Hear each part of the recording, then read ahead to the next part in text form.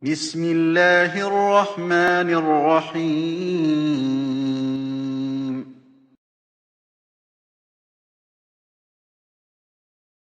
Assalamualaikum warahmatullahi wabarakatuh. Halo anak-anakku, semoga kalian dalam keadaan sehat walafiat. Nah, anak-anak, pada kesempatan kali ini kita akan belajar tentang kurban. Tujuan pembelajaran kali ini yang pertama adalah anak-anak dapat menjelaskan pengertian kurban baik secara istilah maupun secara bahasa. Kemudian yang kedua, anak-anak dapat menyebutkan dalil Al-Quran dan hadis tentang kurban. Selanjutnya, anak-anak dapat menjelaskan ketentuan-ketentuan yang terkait dengan kurban. Baiklah anak-anakku, kita dengarkan penjelasan berikut ini.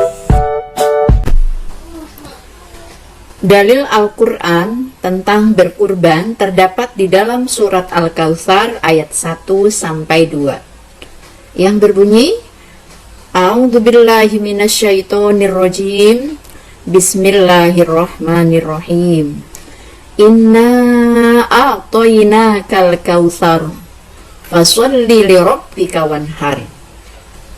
Yang artinya, sungguh kami telah memberimu Muhammad nikmat yang banyak, maka laksanakanlah sholat karena Tuhanmu dan berkurbanlah sebagai ibadah dan mendekatkan diri kepada Allah. Hadis tentang berkurban. An Abi Hurairah anna Rasulullah sallallahu alaihi wasallam qala, man kana lahu sa'atun walam yaduh fala yuqarribanna musallana. Rawahu Ahmad wa Ibnu Majah. Artinya, dari Abi Hurairah, Rasulullah sallallahu alaihi wasallam telah bersabda, barang siapa yang mempunyai kemampuan tetapi ia tidak berkurban, maka janganlah ia mendekati, menghampiri tempat sholat kami. Hadis riwayat Ahmad dan Ibnu Majah. Pengertian kurban. Kata kurban berasal dari bahasa Arab yang artinya adalah pendekatan diri. Secara istilah, kurban artinya penyembelihan hewan tertentu dengan niat mendekatkan diri kepada Allah Subhanahu wa Ta'ala yang memenuhi syarat-syarat yang ditentukan. Hukum berkurban adalah sunnah muakkad.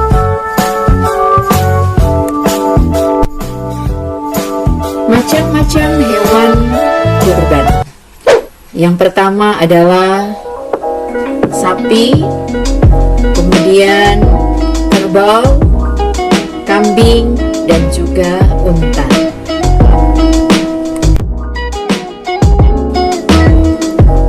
Kriteria hewan kurban. Yang pertama adalah hewan yang dipilih untuk berkurban adalah hewan yang baik. Kemudian yang kedua adalah hewan besar, gemuk, dan bertanduk. Yang ketiga, hewannya adalah hewan yang dipilih telah cukup umur. Untuk unta, sekitar 5 tahun umurnya, kemudian sapi atau kerbau 2 tahun, sedangkan kambing minimal 1 tahun. Hewan yang tidak boleh untuk kurban, salah satunya adalah hewan yang cacat. Hewan cacat ini diantaranya adalah 1, mata hewan buta, kemudian hewan yang sakit tidak boleh untuk berkurban, kemudian hewan yang kakinya pincang, dan juga hewan yang badannya kurus kering tidak berdaging. Nah, hewan tersebut tidak boleh digunakan atau dipakai untuk berkurban. Jumlah hewan kurban. Ketentuan mengenai banyaknya hewan kurban sebagai berikut. 1 ekor kambing bagi seseorang yang telah dianggap cukup melakukan ibadah kurban.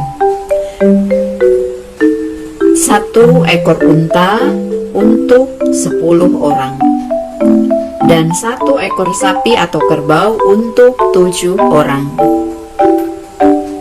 Selanjutnya adalah tentang tempat penyembelihan kurban. Rasulullah SAW melakukan penyembelihan hewan kurban di tempat beliau dan umatnya sholat Idul Adha. Kemudian Abdullah bin Umar meneruskan kebiasaan Rasulullah SAW tersebut. Adapun untuk penyembelihan hewan kurban selain di lapangan tempat sholat Idul Adha juga diperbolehkan.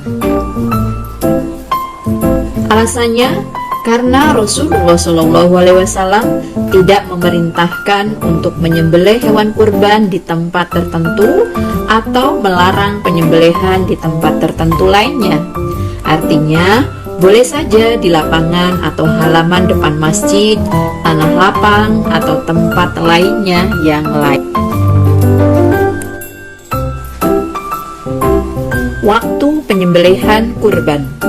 Rasulullah SAW dan para sahabat menyembelih hewan kurban pada hari raya Idul Adha setelah sholat Idul Adha atau tanggal 10 Dzulhijjah. Yang kedua, waktu penyembelihan hewan kurban boleh juga dilakukan pada hari tasyrik, yaitu tanggal 11, 12, dan 13 Dzulhijjah. Boleh malam hari, boleh siang hari.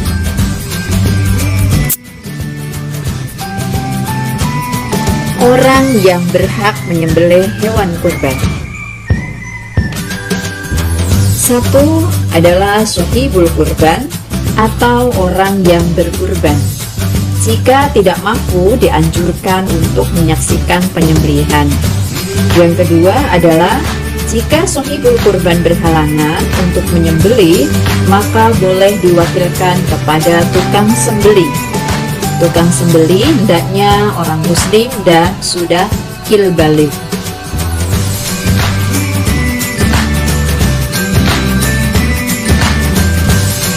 Mustahik kurban. Mustahik kurban adalah orang yang berhak menerima daging kurban. Daging kurban dibagikan untuk mustahik kurban, yaitu 1 untuk dimakan oleh shahibul kurban, yang kedua untuk disedekahkan kepada para fakir miskin, dan yang ketiga untuk dihadiahkan kepada para sahabat, kolega atau kenalan.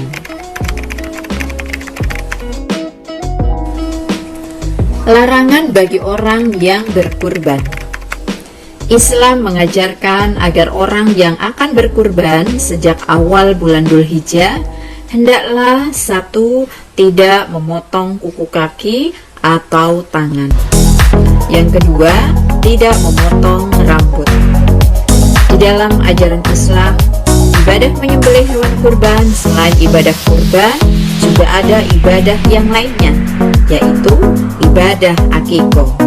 Kedua, mengajarkan betapa pentingnya berbagi kepada orang lain.